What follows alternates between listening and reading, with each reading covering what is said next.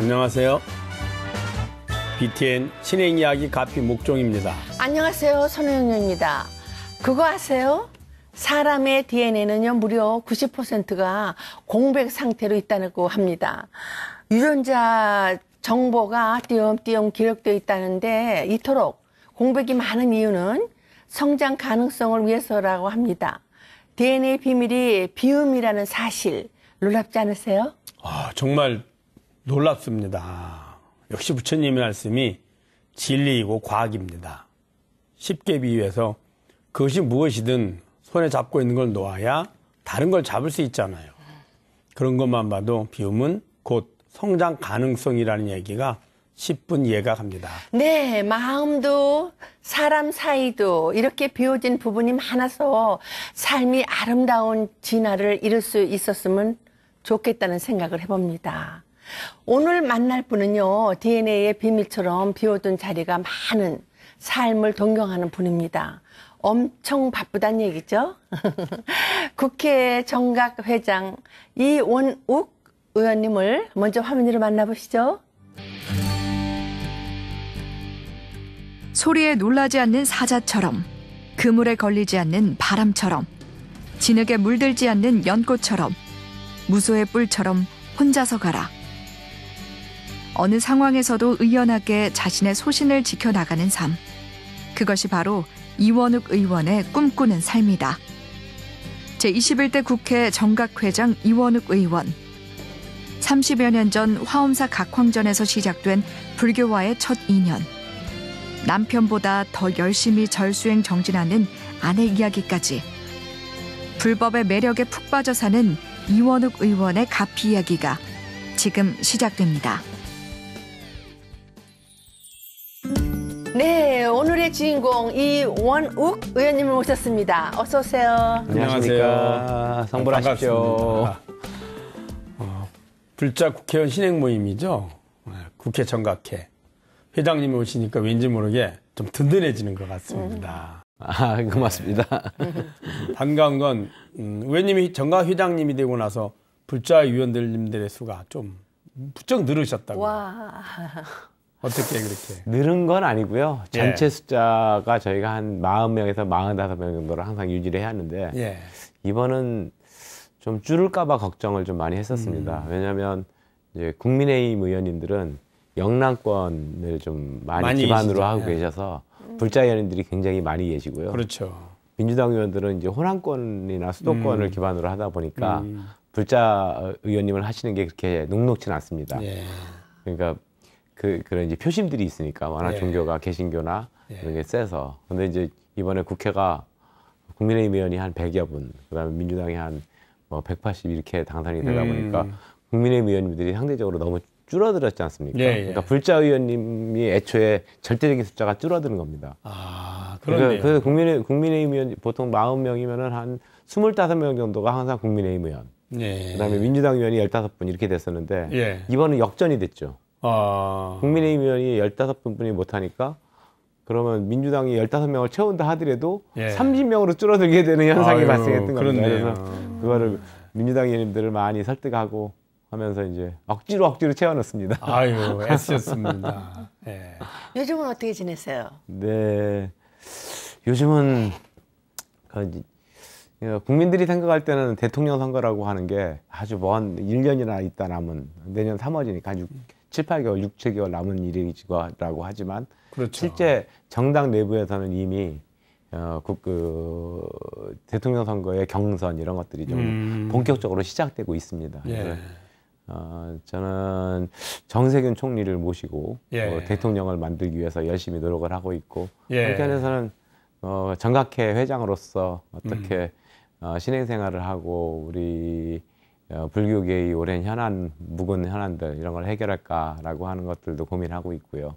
그리고 당연히 이제 국회의원으로서 제가 국회 과학기술정보방송통신위원장인데 이게 지금 특히나 이 4차 산업혁명 시기에 과학기술과 정보통신이 워낙 중요하지 않습니까? 그리고 뭐 방송의 공정성 이런 것들이 항상 중요한 문제여서 그런 이제 위원장으로서의 역할 이 세 가지를 제가 이제 크게 보면은 하고 있다고 네. 보시면 될 것 바쁘시네요. 같습니다. 네, 바빠서 절에 갈 시간도 사실은 많지 않으실 것 같아요. 그러게요. 평소 수행이나 신행성 활동은 그럼 어떻게 하고 계세요?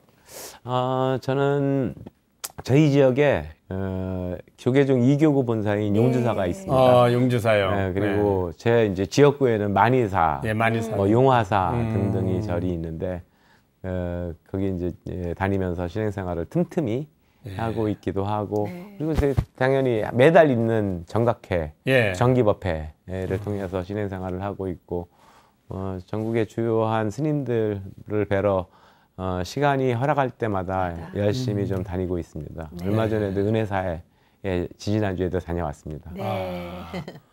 그 들어보니까 우리 정각회 의원님들 가운데 법회 출석이 가장 최고의 모범이셨다고 이원욱 회장님께서. 예. 예.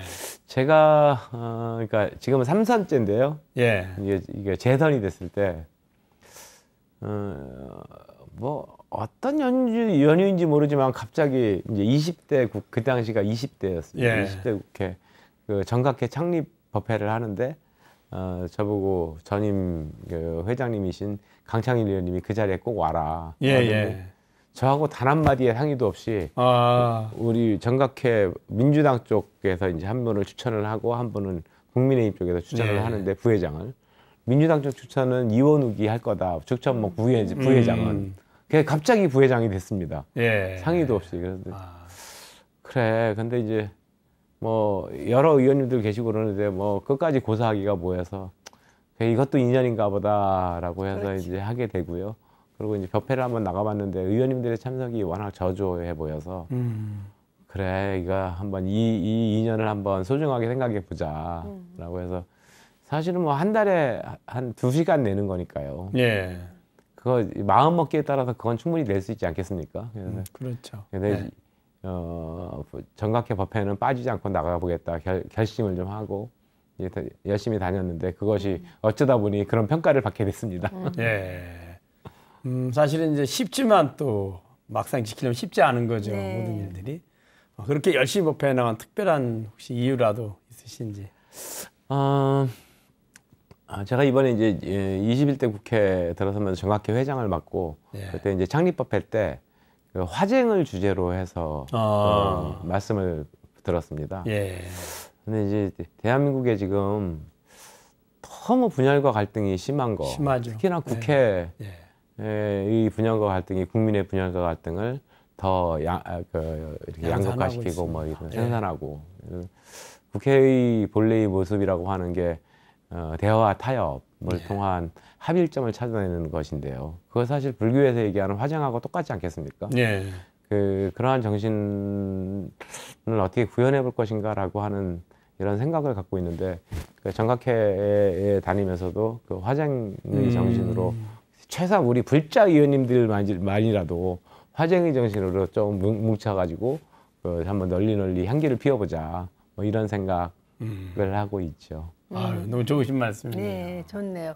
그러면 이제 불교와의 첫 인연, 그게 참 궁금하죠, 스님. 그럼요. 네. 예. 의원님은 어떻게 불자가 되셨나요? 예전에 한 30년 정도 된 것 같은데요. 그 당시 지금 문화재청장 하셨던 유홍준 교수님, 예. 이제 문화유산 답사기라고 하는 책을 썼는데, 예, 그때 아주 베스트셀러였죠. 베스트셀러였죠. 그, 당시에. 예. 그 책을 이제 보면 그 책을 사가지고 이제 저도 이제 답사 여행을 다니기 시작했습니다. 제가 젊었을 때죠. 그리고 예. 애들 뭐 5살, 6살 뭐 이때 이제 답사 여행을 다니기 시작했는데 전국에 답사 여행이라고 하는 걸 안 다녀본 곳이 거의 없을 정도로 열심히 다녔는데 근데 이제 답사라고 하는 게 우리나라는 크게 보면 유교 문화, 불교 예. 문화 뭐 이런 게 이제 대부분이니까요. 그렇죠. 그래서 이제 불교 문화를 이제 뭐 건축집은 불교집은 왜 사찰은 저렇게 모양을 만들었지? 부처님은 도대체 어떤 의미이지? 정각은 왜 법당의 이름은 저렇게 정했지? 예. 뭐 등 이런 이제 지식으로 공부를 하다가 공부 많이 했습니다 당시에. 예. 당시 근데 한 번은 어디야 구례 화엄사를 갔는데 예. 이제 곽항전 앉아 계신 보살님한테 보살님 저 부처님들에 대해 설명 좀 해주십시오 이렇게 여쭸더니 부처님은 설명을 안 해줄 생각은 안 하고 갑자기 저한테 대물음을 하시는 거예요. 근데 처사님은 불교가 뭐라고 생각하십니까? 종교가 뭐라고 생각하십니까? 그러면서 뭐 당연히 대답 못하죠. 뭐 그랬더니 그때부터 이제 설명을 시작하시는데 이 불교는 따라 배움이라고 생각을 한다. 그러면서 관음보살님을 보면은 그 관음보살님의 자비의 정신을 어떻게 관음보살 관음보살을 배우면서 내 스스로가 자비의 정신을 키울 것인가. 뭐 약사열의 부처님을 보면은 뭐 어떻게 하면 병자에 대한 그 치유를 해나갈 것인가. 이 사회적 치유를 또 어떻게 해나갈 것인가. 사회적 병. 뭐 이런 것들을 막 말씀하시더라고요. 그리고 뭐 석가모니 부처님은 어떻게 하면 스스로가 깨달으면서 깨닫는 게 뭐겠냐. 마음을 비우는 거고 뭐 그리고 새로운 중생을 위해서 보다 더 좋은 세상을 만들려고 하는 것. 그것이 나로부터 출발한다라고 하는 생각이 있으면 나라가 맑아지지 않겠냐. 뭐 이런 말씀. 네, 맞아요. 네. 네. 법당보살 참 지혜로우셨네. 참 지혜롭네. 그 보살님이 저를 불교로 이끌었습니다. 정말 그러셨구나. 대단하신. 아우 그 보살님 정말 대단하신 것 같아요. 아주 우리 위원님이 선지식이네. 그 불교로 인연될 수 있도록 맺어준 불보살님 화신 같아요. 네, 화신이다 정말. 네, 자비. 네, 맞아요. 그 정각 기도도 하시고. 약사보살은 세상을 병이 없게 만든다는 자체가 진짜 너무 맞는 아주 말이야. 지혜롭게 설명을 했어요. 네네네. 따라 배우기. 네. 법당보살님과의 짧은 만남이 평생 불연의 시작이 됐던 거네요. 네. 그 일로 불교에 아주 푹 빠지게 됐다던데. 저는 사실은 불교에 푹 빠지지는 않았습니다. 아직까지도 그냥 어떻게 하면 그 보살님의 말씀을 이렇게 가슴 깊이 좀 새기면서 그냥 한번 따라 배워보자. 국회의원이 하실 일이잖아 정말. 세상을 자비롭게 병든 사람이 없게 그죠? 다 지혜롭게 하기 위해서 앉으신 자리잖아요. 근데 그렇게 제대로 하고 계세요? 열심히 하려고 노력하는데 많이 수행이 부족해서 잘 못하고 있습니다. 선생님. 그 이제 불교에 우리가 푹 빠지는 거는 믿음으로 이제 사찰에서 기도를 많이 하고 뭐 철저히 수행을 하고 이런 것도 중요하지만 부처님은 이 삶 속에서 부처님의 가르침 실천해 가는 겁니다. 내가 할 수 있는 만큼 우리는 매 순간 선택하고 실천하게 되는데 그 선택의 기준이 대개 이제 내게 더 나은 즐거움과 행복을 위해 선택을 하거든요. 그 나로 화살표가 오면 그건 욕망이라고요. 내 주위로 가면 그게 자비의 모습이거든요. 자비의 모습으로 선택하고 실천하라는 거죠. 지금 이제 그 위원님께서 하시는 정각회 활동이라든지 지금 말씀하신 자체가 다 그렇게 돼 있죠. 그런 말씀하시는 거 보면 부처님 가르침을 아주 잘 실천하고 계신 것 같아요. 그러니까 얼마 전에 어떤 퇴직하신 선생님, 고등학교 선생님을 뵀는데요. 자기가 30년 넘게 이제 고등학교 아이들을 가르치면서 마지막 순간에나 다름과 틀림의 차이에 대해서 생각을 하게 됐다는 거예요. 그래서 그 자기가 그 선생님을 시작을 하면서 처음부터 그 생각을 알았으면 아이들한테 딴 거는 몰라도 다른과 그 틀림의 차이를 좀 설명을 해줬으면 30년 동안 얼마나 많은 제자들이 그 생각을 좀 했겠냐. 네, 맞습니다. 근데 이제 그 마지막에는 알게 돼서 그거 30년 동안 제대로 그 학생들을 가르치면서 그 다른과 차이를 설명하지 못해서 너무 아쉽다 이런 말씀하시더라고요. 그러니까 우리나라가 지금 정말 다른과 맞습니다. 틀림을 구분하지 못하는 것 이것이 또 갈등을 만드는 아주 중요한 요인인 것 같습니다. 저는 요즘 이제 갈등이 제 생각에는 갈등을 봉합해야 될 언론이나 매스컴이나 혹은 정치인들이 오히려 양산하고 있거든요. 그것을 봉합해야 될 의무를 지닌 분들이거든요, 사실. 거의 참 안타깝다는 생각이 죄송합니다. 죄송합니다. 그분들이 정말 초심으로 내가 왜 의원이 됐나를 먼저 생각하고, 그죠? 그러면은 안 잊어버리는데 앉아놓으면 다른 생각이 드니까 생기는 것 같아요. 혹시 불명은 받으셨나요? 예. 예전에 고우 스님께서 주셨어요. 중달. 가운데 중자에 이를 달자. 너무 멋진 말이네요. 중도를 깨달았다. 중달. 진짜 좋다. 딱 필요하네요. 중도 연기를 말씀하시는 분. 네, 그럼요. 진짜 필요하네요. 중도를 깨달았다, 달통했다. 예, 이러면서. 네. 아니요, 달통했다는 아니고 중도를 좀 이르도록 노력해봐라 이런 말씀이셨죠. 네. 무엇보다도 아내가 불심으로 내조를 아주 열심히 하고 계시다고 소문이 자자하더라고요. 네. 네, 그 집안이 안 될 수가 없네. 왜냐하면 저기 아내 되는 분이 불자면은요, 그 집안은 무탈해요. 네. 네. 기도 열심히 하세요. 네. 제 집사람 덕분에 공덕으로 제가 그런 것 같아. 국회의원 하고 있다라고 맞아요. 스스로도 생각하고요. 저렇게 아시니까 또 이게 되는 거예요. 네. 그래, 어떻게 실행상 제 하고 계세요? 집사람은 한 15년 정도, 10년이 넘은 것 같은데요. 네. 예. 그 해마다 그 수능 시험이 끝난 그 바로 다음 날. 그 주 토요일, 일요일 1박 2일로 예. 설악산에 가면은 봉정암 봉정암 너무 좋죠. 가는데 거기는 정말 삼보일배로 갑니다. 와.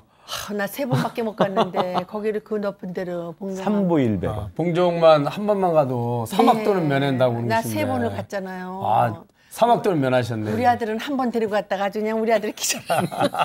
그것도 삼보일배로 가신대. 예. 내가 지금 또 거기 가고 싶어. 신심이 보통 아니시네요. 보통이 아니시다. 네.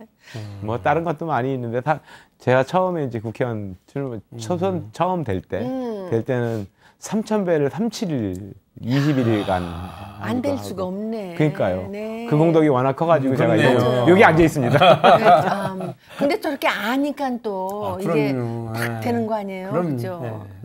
네. 제 집사람은 원래는 이제 학교 다닐 때는 개신교였었어요. 아, 그렇죠, 그랬어요? 그렇죠. 네, 그리고 이제 그 이후에 이제 종교 생활을 쭉 안 하다가 예. 아까 말씀하셨던 이제 문화유산 답사를 다니고 그러면서 불교에 대해서 불교를 처음에는 이제 철학 뭐 그다음에 그 문화 이런 걸로 공부를 같이 했었죠. 그 한국사학과를 나와가지고 역사학과. 그럼 더더군다나. 그래가지고 그런 거에 대해서 또 이제 많이 답사라든가 이런 거 좋아했고요. 저 또한 같이 좋아해서 그 당시는 참으로 여행 많이 다닌 것 같습니다. 참 좋네요. 그래 두 분이 그 과정 중에 이제 자연스럽게 불교 접하시고 그렇죠, 스님. 불교를 믿게 되셨네요.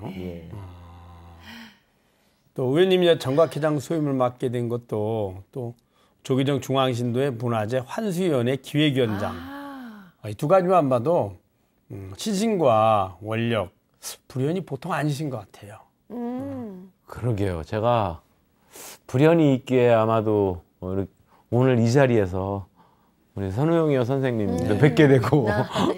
우리 묵정 스님도 뵙게 되고 이런 거 아닌가 싶고요. 정말 저로서는 굉장히 큰 영광이죠. 문화재 환수 운동은 예전에 해문 스님께서 하실 때 그 조선왕실 왕실 의궤 반환 운동을 할 때 하셨죠. 같이 이제 결합해가지고 저도 이제 제가 할 수 있는 역할이 무엇인가라고 하는 거를 같이 고민하고 생각을 같이 나누고 운동도 같이 하고 이랬던 적이 있었습니다. 그것도 다 불교로서의 인연 아닌가 싶습니다. 아, 그럼요. 예. 그 일본에 약탈당한 조선 왕실 의궤를 되찾은 일도 함께 하셨다고요. 네. 그 정말 큰일 하셨네요. 진짜 큰일 하셨네. 네, 그때 제가 큰일 한 건 아니고 저는 이만큼 일하고 대부분은 해문 스님께서 하셨죠. 또 해문 스님 하셨지만 주위에서 도와주셨으니까 할 수 서로 있었죠. 일치됐잖아요. 그냥 이름만 올라가 있습니다. 아유, 무슨 말씀을요. 너무 겸손의 말씀 같습니다. 네. 그리고 갑자기 궁금한 게 생기네요. 근데 어떻게 의원님은 고려 법대 잘 다니다가 돌연 정치 입문을 하셨어요? 제가 82년도에 대학을 들어갔는데요. 그 당시는 기억나시겠지만 이제 80년도에 이른바 광주 민주화 운동이 벌어지고 많은 군사 쿠데타가 벌어지고 전두환 대통령 시절이었는데 그 당시에 시대 정신이 무엇이었을까라고 하는 거에 대한 고민들을 하다가 이제 민주주의가 없으면 대한민국의 경제 발전도 없고 통일도 안 될 것이며 뭐 단순하게 그 정치적 질서의 문제만이 아니고 이건 경제의 문제이기도 하다라고 하는 생각을 하게 되고 그래서 학생 운동을 하게 됐죠. 그러고 감옥을 좀 다녀오기도 하고요. 네. 그러니까 옥도 치르셨다잖아요. 네. 그러면 어머님 정말 속 많이 썩으셨겠어요. 네. 나부터도 부모 입장에서. 그런데 그 어머님을 설득하고 이해시켰다는 건 유명한 일화가 있다고요? 아니요, 설득 안 되시죠. 제가 저희 어머님, 아버님이 91세세요. 네. 지금 살아 계시고요. 지금 다 두 분 와, 복이 계시고요. 많으시다. 네, 아직 누워 계시지 않고 걸음걸이도 하십니다. 아이고 그게 축하드립니다. 뭐 저희 아유. 너무 고맙습니다. 너무 감사하네요. 네, 아우, 진짜. 진짜 근데- 감사합니다. 근데 저희 부모님들이 어머님 이제 그때 제가 한 20개월 정도를 감옥살이를 했고요. 아유. 서울 목포교도소에 하고 음. 나오자마자 또 우연한 사건으로 수배가 됐습니다. 한 3년 정도 음. 수배 생활을 했는데 어머니가 그러시더라고요. 수배가 끝나고 나가지고 나중에 보니까 야, 너 감옥에 있을 때가 그래도 마음이 편하더라. 수배 있으면 만날 수도 없고 얘가 어디 있는지도 그렇죠. 모르고 예. 연락조차도 안 돼. 얘가 죽었는지 살았는지. 더 걱정하시죠. 예. 감옥에 있을 때는 그나마 예. 아, 걔는 거기서 죽진 않을 거야. 뭐 이런 아유. 생각은 하시는데 그래서 하여튼 정말- 굉장히 부모님한테 항상 죄스러운 생각이죠. 맞아요. 맞아요. 하여튼 열정이 대단하셨네요.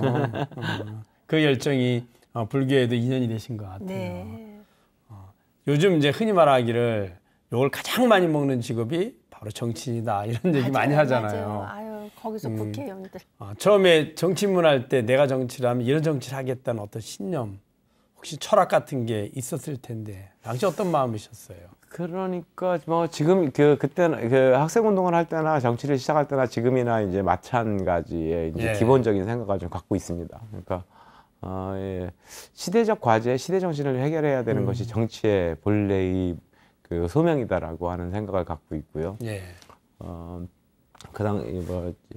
그러면 지금의 시대 정신은 무엇일까? 아까 말씀을 드렸듯이 분열과 갈등을 치유하는 것. 예. 이 속에 이 분열과 갈등의 나라에서는 사실 뭐 4차 산업혁명기에 정말 나라가 더 한 단계 그렇죠. 도약을 할 것인지 떨어질 것인지 이거에 대한 스스로의 답을 내기가 굉장히 힘든 일이죠. 예. 이 국회만 들어오면 에너지 문제도 이념화되고 예, 맞습니다. 모든 것이 플라스틱 문제도 이념화되고 모든 게 이념화됩니다. 그래서 이거를 어떻게 치유해 볼 것인가라고 하는 게 전 시대정신이라고 생각을 하는데, 근데 이제 정치 밉잖아요. 네. 많은 국민들이 그 국회만 나오면 뉴스에서 채널 돌려버리고 뭐 이러고 계시는데, 그래도 바꿔낼 수 있는 거는 정치가 바꿔내는 겁니다. 네, 나라를. 맞습니다. 네, 그래서 네. 제가 그래서 이제 처음에 국회의원 되기 전에 2012년도에 초선 되기 직전에 책을 썼는데 그 책의 제목이 그래도 정치가 희망이다라고 하는 제목이었습니다. 네. 그러니까 정치를 통해서 그나마 희망을 찾아가는 거 아닌가. 네. 지금 뭐 저출산 고령화, 사회 양극화, 중앙과 그 지방의 분열, 남녀 간의 분열, 이 갈등을 해소할 수 있는 것도 결국은 정치의 영역 아닐까 생각합니다. 그 정치에서 원하는 그 가장 이상적인 상태, 정치, 그다음에 부처님의 가르침을 통한 보살행, 어쩌면 일맥상통한다고 생각을 합니다. 네. 예.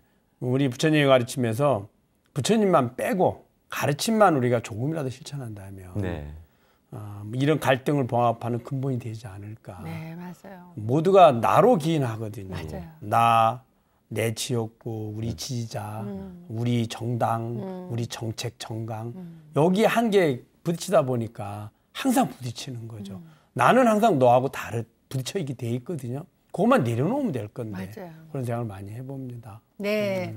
18대 총선 때는 낙선하고 19대 때부터 이번 21대까지 내리 3선을 하고 계시잖아요. 예. 네. 10년이 넘는 시간 동안 국회에 계시면서 진짜 많은 걸 느끼셨을 것 같아요. 뭐 이제 계속 반복되는 얘기인데요. 정말로 국회가 조금 더 국민한테 힘이 되는 국회가 됐으면 좋겠다. 예. 정치가 국민한테 힘이 되는 정치가 됐으면 좋겠다. 그러니까 결국에 생각이 다를 수는 있습니다. 그러니까 여야가 그러나. 같을 수는 없습니다. 모든 것이. 그럼요. 그러면 생각이 다른 거는 좀 내려놓는다 하더라도 스님 말씀처럼 생각이 같은 거 있지 않습니까? 이거는 공통분모만. 네. 그나마 그거라도 좀 일을 해보자. 라고 하는 이런 생각으로 국회 생활을 하고 의정활동을 하는데 이 생각이 같은 것 때문에 나머지 것들 비슷한 정책마저도 아예 그냥 무시되고 아무것도 진행이 안 될 때 이럴 때는 저도 국회의원 스스로도 절망을 느끼고 그러실 것 같아요. 네, 그러기도 합니다. 네. 잘 되시지 않을까 싶습니다. 우리 의원님 같은 마음을 가지신 분들이 사실 또 한 분이 아니라 또 여러 분 계실 건데 서로 소통하고 화합하시면 좋지 않을까 싶습니다. 의정활동하는데 불법에 많은 도움이 됐다고요. 도움이 됐는지 어떤지는 잘 모르겠는데요. 어찌됐든 고민이 스님께서 좀 아까 말씀하셨듯이 모든 것이 나로 인해서 기인하는 거잖아요. 내 탓이고 내가 스스로 그걸 조금만 내려놓을 수 있으면 하는 생각인데 조금 더 그렇게 좀 그래 이 열받음의 순간을 한 1시간만 견뎌보자. 아니면 어떨 때는 때로는 2분. 2분만 견뎌보자 라고 하면 2분 동안에 그나마 좀 내려앉힐 수 있고 그런 것 같습니다. 그러니까 그 1, 2분을 스스로 참지 못하면 아주 크게 폭발을 하는 경우가 생기는데요. 저 또한 그런 경우가 가끔가다 있고요. 그래서 그럴 때마다 정말 집에 가면 후회하고 반성하고 그러면서 이제 저 때문에 저하고 지금 어쨌든 정치인끼리 부딪힌 현장이었으니까요. 그러면 그분들한테 문자라도 보내드리고 미안하다고 사과하고 항상 그러면서 생활하고 있죠. 가만히 보면 비상식적인 논리가 가장 많이 난무하는 것이 국회 상임이나 이런 데 보면 그런 것 같아요. 죄송합니다. 아닙니다. 의원님 말씀하시는 게 아니라 국민들이 보면 국민들도 주위에서 그렇게까지는 안 하거든요. 그래, 그런 게 좀 많이 느껴집니다. 혹시 기억나는 에피소드가 있다면? 최근 여러 가지 있겠습니다만은 아까 이제 최근에 과방위원장을 하고 있으면서 제가 얼마 전에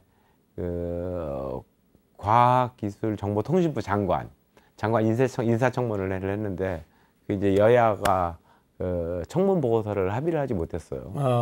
그래서 그거를 이제 정말 하기 싫었지만 어쩔 수 없이 이제 강행 처리를 하게 됐는데 그때 강행 처리하는 와중에 이게 이제 조금 더 얘기를 이렇게 청취하고 이러는 것보다는 빨리 끝내야 되겠다라고 하는 이 생각 하나만 갖고 아주 그냥 속전속결로 끝내버렸습니다. 그래서 그 다음에 야당 의원님들이 어떻게 그렇게 할 수 있냐.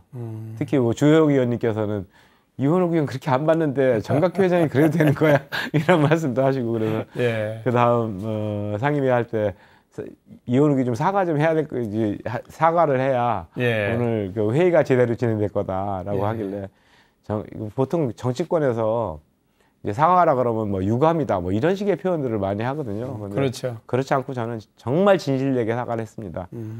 그때 그 과정에서 이런 저 스스로의 반성을 했고 이러는 거 앞으로 좀 최소화시키기 위해서 정말 열심히 노력하겠다고 부족한 부분에 있으면 부족한 부분에 대해서 우리 야당 의원님들께서 너그러운 마음으로 좀 용서해 주십사 하는 용서도 구하고.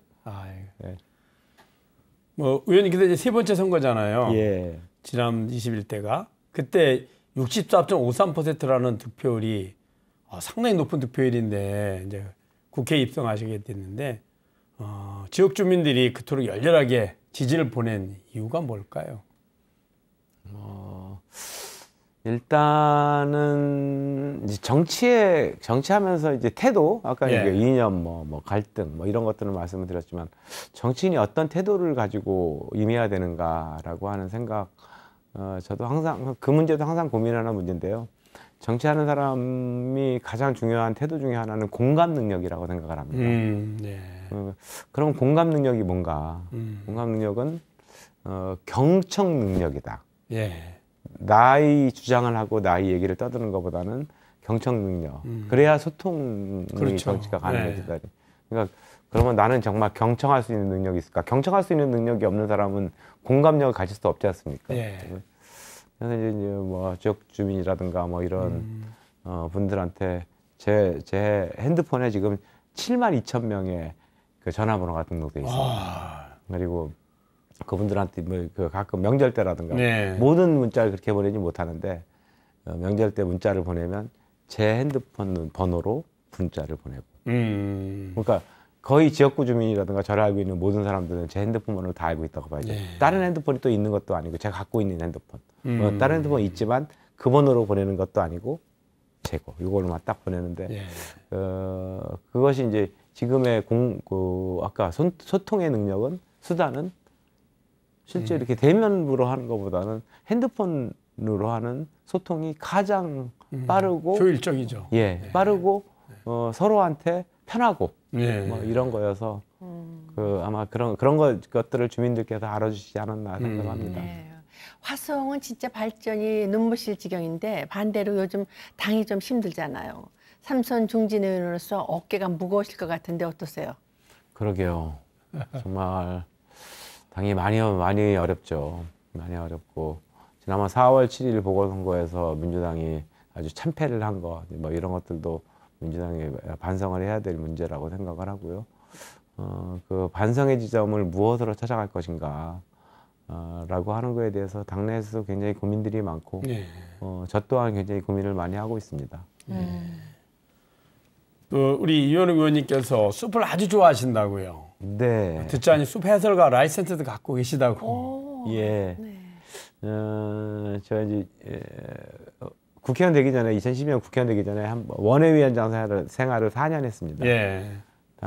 당시에도 좀 마음을 다스려 보려고 숲 공부를 좀 했는데요.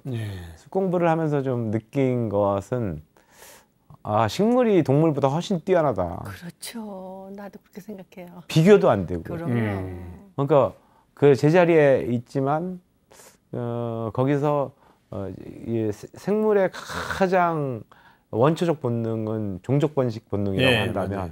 그 종족을 번식시키는 능력도 동물과는 비교할 수 없이 뛰어나고 아마 그거는 유전적으로 훨씬 더 오래 진화되어 왔기 때문이 아닌가 싶은데요.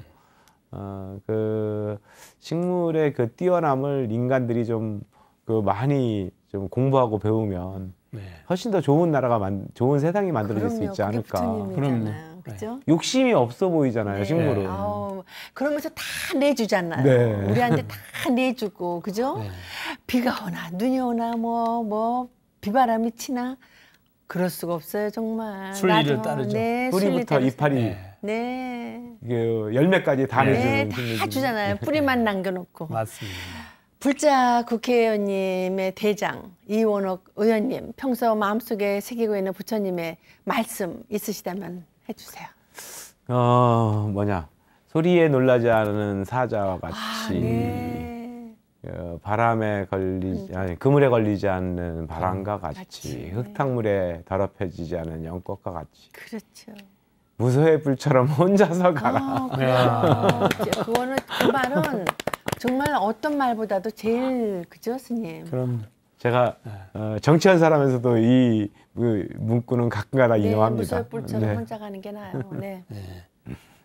너무 좋은 말씀이었습니다.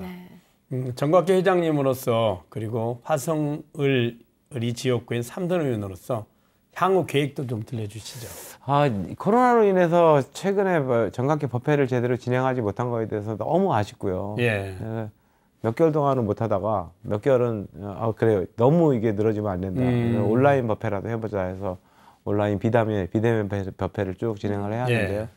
특히 이제 여야 의원님들이 함께하는 곳이니까 그런 것을 통해 가지고 또 이제 서로의 이해의 폭을 높이고 국회가 조금 더 일하는 국회를 만들고 화정의 정신을 높이는데 역할을 할 수 있지 않을까 생각하고 있습니다. BTN 신행 이야기 가피 공식 질문입니다. 이원옥 의원님, 가피란?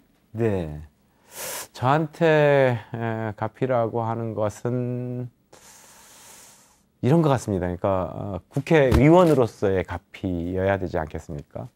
그 국회의원이 존재하는 목적은 무엇인가? 정치가 존재하는 목적은 무엇인가? 라고 하는 문제고요. 그것은 결국 정치는 국회의원은 국민에게 힘이 되는 일을 해야 되는 곳이다.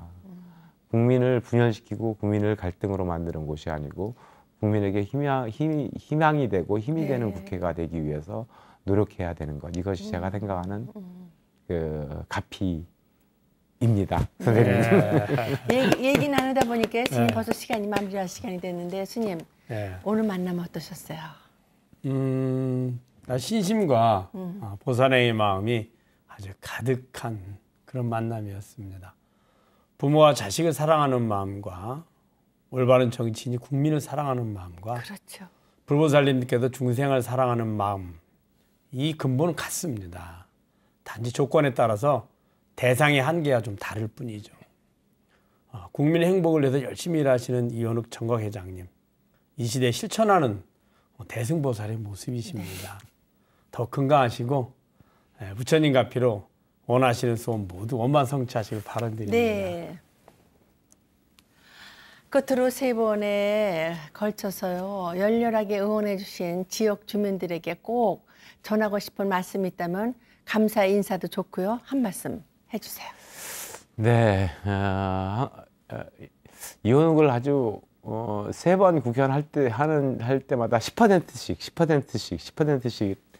지지율을 높여주신 우리 지역구 주민들께 정말 항상 감사하는 마음인데요. 근데 항상 부족하죠. 보다 더 지역을 위해서 많은 일을 했어야 됨에도 불구하고 이것이 때로는 한계, 때로는 뭐 불가능한 일들이 많이 겹쳐가지고 우리 주민들께서 생각할 때는 많이 부족하다고 생각하실 것 같습니다. 하여튼 더 열심히 하고요.